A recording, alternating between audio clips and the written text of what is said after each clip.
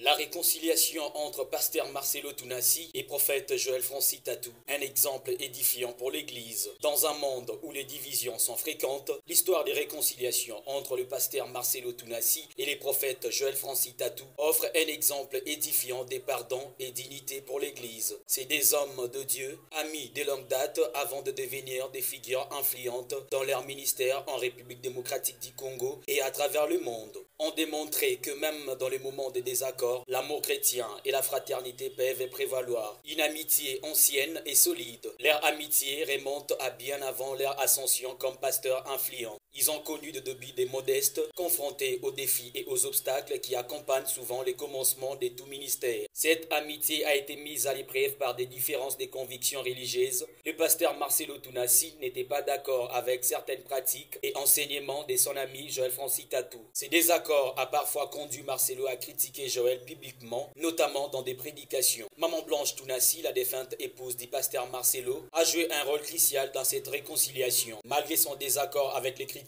biblique de son mari envers Joël, elle l'a supplié de faire la paix avec son frère. Sa sagesse et son désir de voir les deux hommes se réconcilier ont jeté les bases d'une future réconciliation. Le geste de générosité de Joël Francis Tatou. Après les décès tragiques de Maman Blanche Tounassi, Joël Francis Tatou a montré un acte de générosité et de compassion en soutenant Marcelo dans cette épreuve difficile. Ce geste a marqué un tournant de leurs relations, permettant aux deux hommes de se rapprocher et de reconstruire leur amitié sur de bases solides de pardon et de compréhension mutuelle. Un nouveau départ et un message d'unité. Depuis cette réconciliation, le pasteur Marcelo Tounassi a pris la décision de ne plus régler ses différences avec ses frères en Christ publiquement, ni sur la chaire de l'Église, ni sur les réseaux sociaux, mais en face à face. Il a également exhorté l'Église de suivre cet exemple en encourageant les chrétiens à aborder les conflits directement et avec amour. Un exemple édifiant pour les chrétiens, l'histoire des réconciliations entre Marcelo Tounassi et Joël Francis Tatou est un puissant témoignage de la force du pardon et de l'amour chrétien.